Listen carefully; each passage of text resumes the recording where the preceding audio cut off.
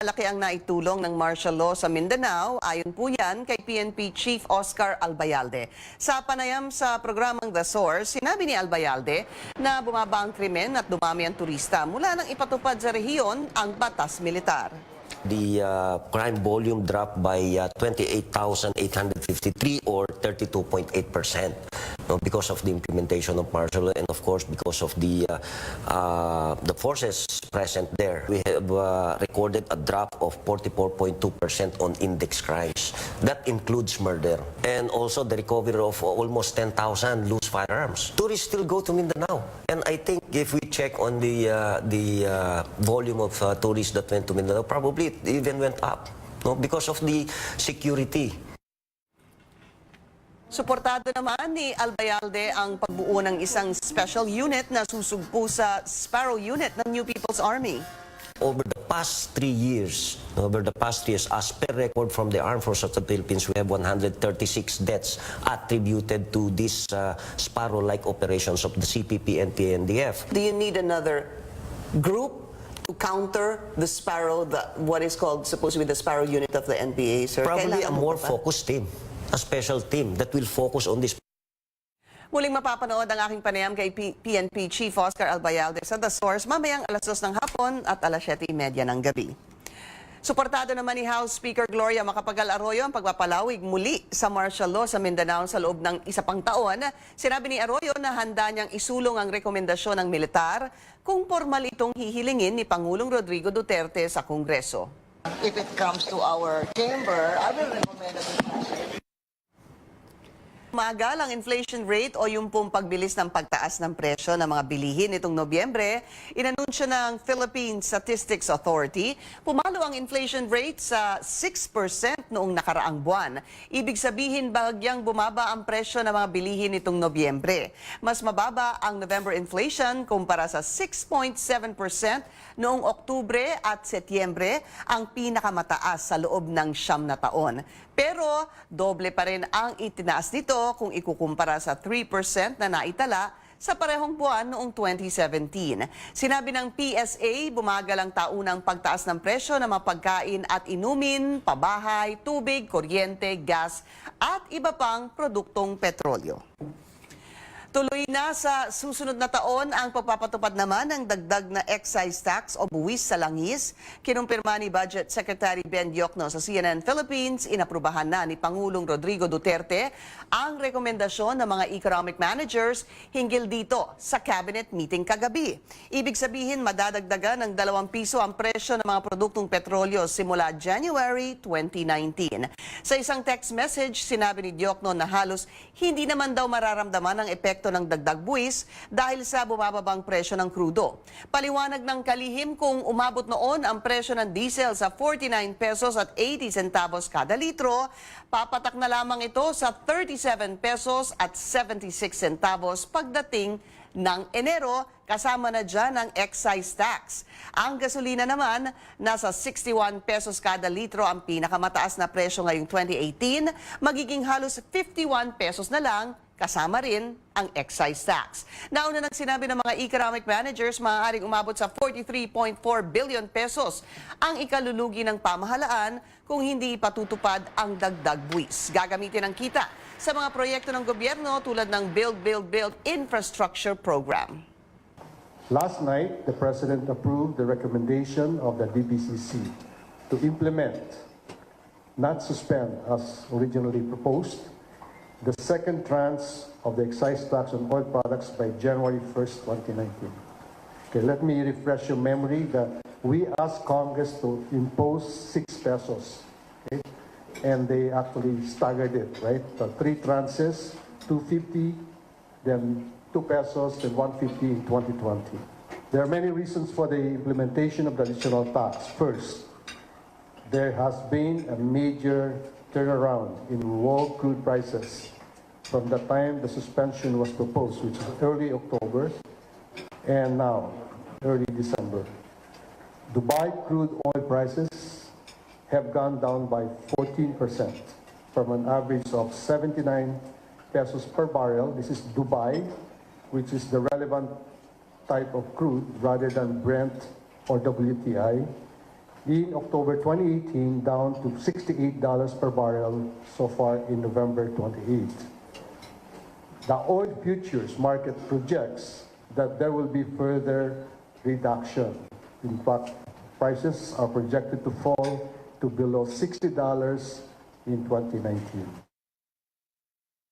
Tiniyak naman ni Chief Presidential Legal Counsel at Presidential Spokesperson Sal Panelo na tuloy ang pagbibigay ng financial assistance ng gobyerno sa 50% ng pinakamahihirap sa bansa.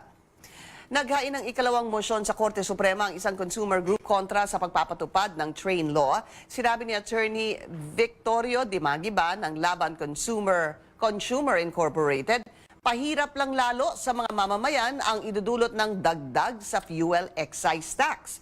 Sa pagbawi daw ng rekomendasyon ng economic manager sa Pangulo na suspindihin ang dagdag buwis ay nawala ang check and balance sa gobyerno.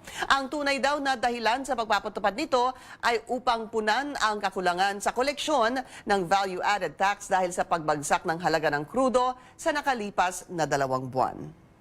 Kausapin po natin ngayon si Laban Consumer Incorporated President Victor Dimagiba. Magandang tanghali po sa inyo, sir. Ay, magandang tanghali siya, Pinky. How are you, sir? Salamat, Opo. no? So, Yeah, ang ginawa niyo, you filed a second motion, sir, sa Korte Suprema? Nag-file kami ng second motion para aksyonan na ng Korte Suprema yung aming petition na January, pinailan namin laban sa Train Act, no?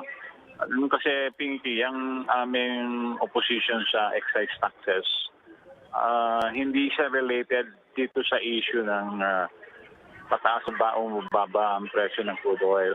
From the very start, our claim is we have a flawed tax reform program.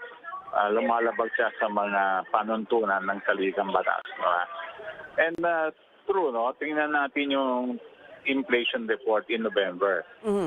I-relate natin doon, Pinky, no? And in relation na bumaksak ang crude oil in October and November. Sabi 6% from 6.7 the past 2 months. Yes, to 6%. Ang ibinaba ng national inflation. But if you read the whole report, Pinky, ang tawag nila dyan core inflation.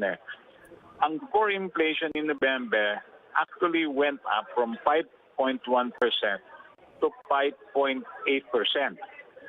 Yan kasing presyo ng crude oil at saka ng energy, among others, ang tawag dyan ng mga ekonomista, these are very volatile products. No? Pwede akyat, pwede tataas. So, sa bansa, sa country na may measure ng inflation, nakukonsider yan on a month-to-month basis. Pero pag tignan mo yung from January to November, ng pagtaas ng presyo ng mga pangunahing bilihin at services, actually, Pinky, it went up from 5.1 to 5.8%. So ano ang aming position dito? No? Why we filed yung second motion? Dahil babalik-balik lang tayo sa ganyang issue. Ano, government will continue to claim that inflation is caused by the high crude oil, and then when it went down the past 2 months, tumaas pa yung core inflation. No? In-indicate nila yung pagbaba ng presyo ng fuel. Period. No? Pero ang impact niya sa presyo ng ibang goods and services, hindi siya bumaba. Okay. Tumaas pa. Yun yung issue. Ayun na namin i-discuss pa dyan sa mga ekonomista. Yun na nga po. Yun na namin sa batas na talaga. Diretso na kami sa batas. Yun na nga po, dumiretso na kayo sa Korte Suprema, sir, because ang pag-usapan po natin ay una, was their recommendation to suspend the implementation of the excise tax. And then binawi nga ho ito dahil nga bumababa daw ang presyo ng petrolyo. Hindi alam ang numbers nila. Nag-recommend sila ng suspension on the basis of what they thought will be the price of crude oil up to the end of the year, which is $80, no? Yes. But if they read the law very well, the law said dapat nag-perform na siya ng $80 for 3 months, no? No, actually, it averages $80 for 3 months. Average, for 3 months, no?